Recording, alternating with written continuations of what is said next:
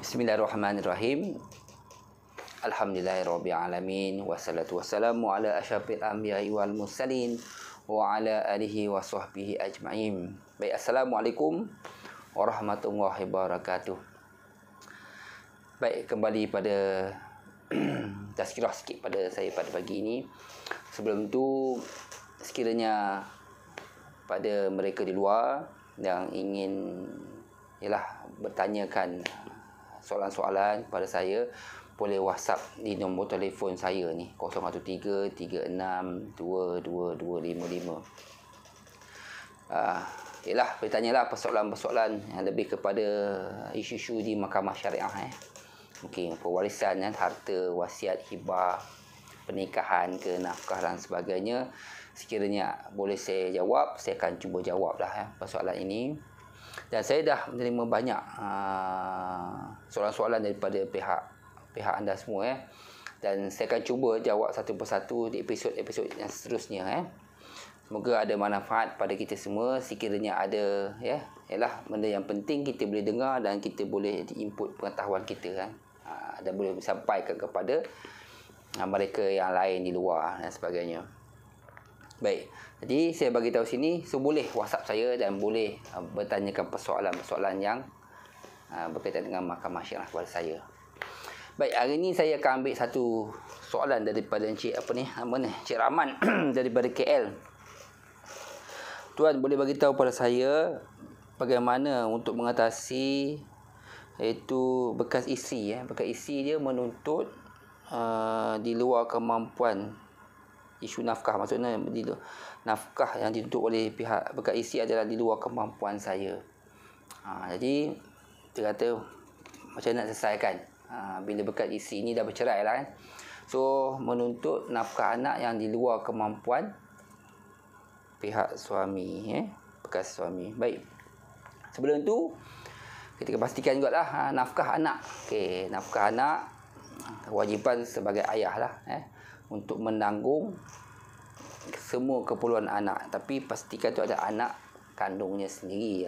Tanggungjawabnya sebagai anak kandung sendiri. So ni kita ceritakan tentang anak kandung. So tanggungjawab bapa ni memberikan nafkah. Itu semua orang tahu. Dan kita sebagai ayah pada anak-anak, mesti kita akan tanggung untuk keperluan anak. Okey, sebelum itu kita tengok apakah yang dimaksudkan dengan isu apa yang dikatakan sebagai nafkah ni. Kalau kita tengok sini, menurut Ibnu Mansur mengatakan dari segi bahasa, iaitu nafkah merupakan apa yang kamu berikan kepada keluarga kamu dan apa yang kamu berikan kepada diri kamu.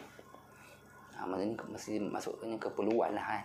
Keperluan apa yang kamu berikan kepada keluarga kamu dan apa yang kamu beri atas diri kamu. Maksudnya kalau kita cukupkan diri kita tu, kita cukupkan kepada keluarga kita lah. Jadi syarat pula mengatakan bahawa Syekh Al-Syagawi mengatakan bahawa Islam itu makan, minum, pakaian dan tempat tinggal. Inilah makan untuk anak kita, keperluan makan, keperluan minum, tempat tinggal, untuk perubatan dan sebagainya. Baik, kalau kita ikutkan di sini, tapi persoalan yang Encik Rahman menyatakan tadi adalah dia tak menafikan bahawa keperluan nafkah itu pada diri dia, tapi bagaimana kita lihat kepada di luar kemampuan. Macam mana dia diminta oleh pihak isterinya di luar kemampuan. Contoh kata mungkinlah gaji dia 5,000. Okey, bekas isteri juga menuntut nafkah anak mungkin 5,000 juga ataupun 6,000, 7,000. Okey. Di luar kemampuan lah, maknanya ditolak gaji, tak ada, kosong, negatif, berhutang lagi pada orang lain, ada kemudaratan kat situ kan. Baik, saya percaya bahawa dalam hal ini kita harus melihat kepada keperluan asas lah. Jadi kalau kita nak nafkah anak ni, keperluan asas dia apa? Makan, minum, tempat tinggal, yang saya sebut tadi perubatan. Itu kan keperluan asas. Jadi benda tu harus kita penuhi lah. Tapi kalau ada pilihan lain, pilihan-pilihan lain kan, maksudnya kan sekarang kan tengok kan, makan dari segi makanan kita kan. Kalau kita makan dari segi asas, kita nasi, Ada ikan. Tapi kalau kita setengah tu mungkin dia tak dia makan luar, KFC ataupun kepulauan yang burger, ataupun orang kata kepulauan yang sampingan lain, makan chickadee apa semua tu. Jadi kepulauan yang sampingan tu sekiranya lah bapa tak mampu, maka kepulauan asal tu lebih penting. Biasa makan kita biasa makan kan. Kalau kita makan western, kalau tu benda-benda yang ialah sampingan-sampingan tu, itu bukan asas, tapi itu adalah kehendak kita sendiri. Jadi mengikut kemampuan lah pada ayah itu sendiri kan. Tapi kalau di sini kita lihat dari segi ketidakkemampuan bapa itu sendiri untuk menyediakan nafkah. Okey. Banyak saya lihat di mahkamah syariah ni, buat kebanyakannya adalah, tak semualah kan, tapi kebanyakannya bapa semuanya bertanggungjawab, memang dia bersetuju untuk bagi nafkah.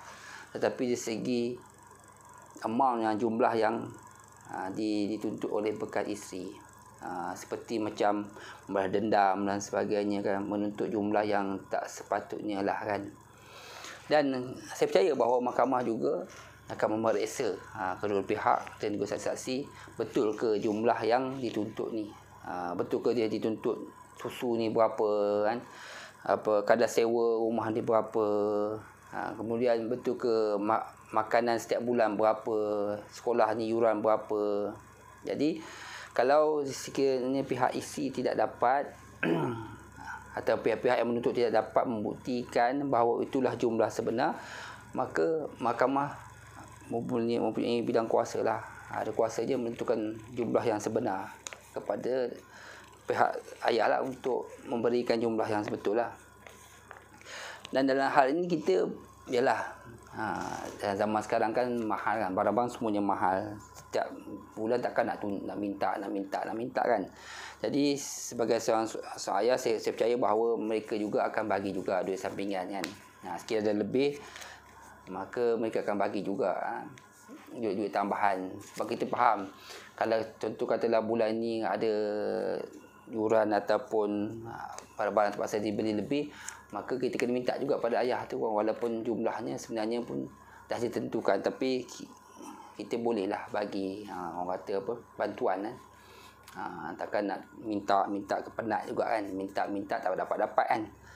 Tapi saya syorkan sekiranya pihak defendant atau ayah tidak berkemampuan untuk membayar, so dia kena buat permohonan untuk ubah perintah. Sekiranya ada perintah nafkah anak, so dia kena ubahlah perintah tu kalau sekiranya dia tak mampu untuk memberikan jumlah yang diminta. Okey. Dalam hal ini, pertama saya nak bagi tahu isu nafkah ni kena ada perintah mahkamah saya kira mana-mana pihak kena tuntut nafkah ni di mahkamah, sama ada nak ubah ataupun nak tuntut, semuanya berkaitan nafkah anak mesti di mahkamah rendah syariah di Malaysia sama ada banyak ke tak banyak ke, biar mahkamah tentukan kan. Kalau si suami kata bahawa dia tak mampu, dia kena buktilah ketidakmampuannya. Dan sebagai bekas isteri kata-kata bahawa dia mampu, dia seorang yang kaya, buktikanlah makna segi kehidupan dia kan. Sebab tu kalau dia ikutkan di sini bahawa dari segi nafkah ni adalah mengikut juga taraf kemampuan bekas suami. Kalau seorang suami memang orang kaya kan, memang kehidupan mereka ni, anak-anak ni masih kecil memang dah mewah, cukup mewah. So dah biasa makan benda-benda yang mahal, pakaian mahal-mahal, haji-haji mahal-mahal. Jadi biasalah, itulah kebiasaan yang mereka pakai, so kena ikutlah. Sebab seorang yang ayahnya adalah seorang yang berkemampuan kaya raya kan. Tapi macam kita sederhana, so kita dah ajar anak kita daripada kecil bang sederhana, pakaian yang biasa-biasa saja, makan-makan pun yang biasa-biasa saja. Itulah kadar kemampuan kita kan. Jangan kita ni orang yang sederhana tiba-tiba letakkan seperti orang yang kaya raya kan, minta jumlah yang mengarut dan sebagainya. Itu kan nampak sangatlah, maknanya di situ tuntutan tu bukanlah disebabkan keperluan anak, tetapi disebabkan sakit hati kan.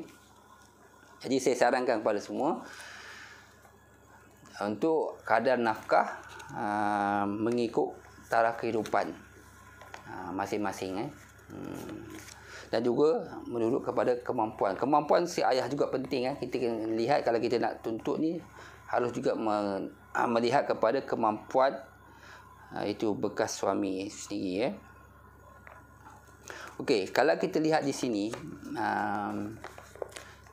saya jawab sikit lagi lah dari segi ketidakkemampuan.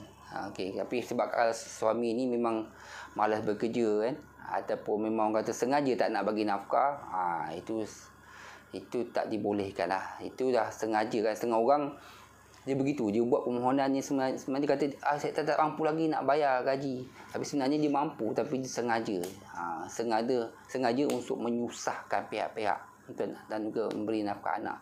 Saya pun tak faham juga tujuannya apa sebenarnya kan. Tujuan untuk menyusahkan bekas isteri dan anak-anak, sedangkan dia mampu dari segi apa pencen dia, dari segi apa bisa dua ada, tapi kenapa dia kata dia tak mampu? Itu menipu pun adalah satu sikap yang tak bagus juga saya lihat di sini. Ada juga perkara ni berlaku.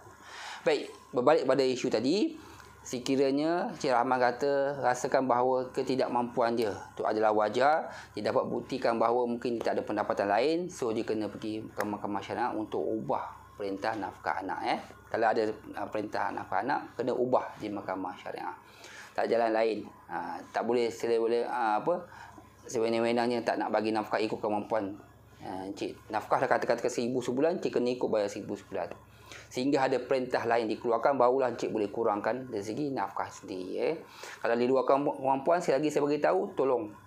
Kalau di luar kemampuan, betul-betul di luar kemampuan, tak boleh membayar sebagaimana biasa, harus mohon di mahkamah dulu untuk ubah perintah. Barulah cik boleh kurangkan kadar nafkah anak. Okey, moga manfaat, dan saya akan cuba lagi soalan-soalan saya akan jawab, soalan-soalan dan tarikh yang akan datang, dan video-video saya akan datang. Semoga ada manfaat untuk semua, dan sekiranya ada komen dan juga persoalan, nanti boleh WhatsApp saya di talian saya, dan semoga berjumpa lagi. Assalamualaikum warahmatullahi wabarakatuh. Terima kasih.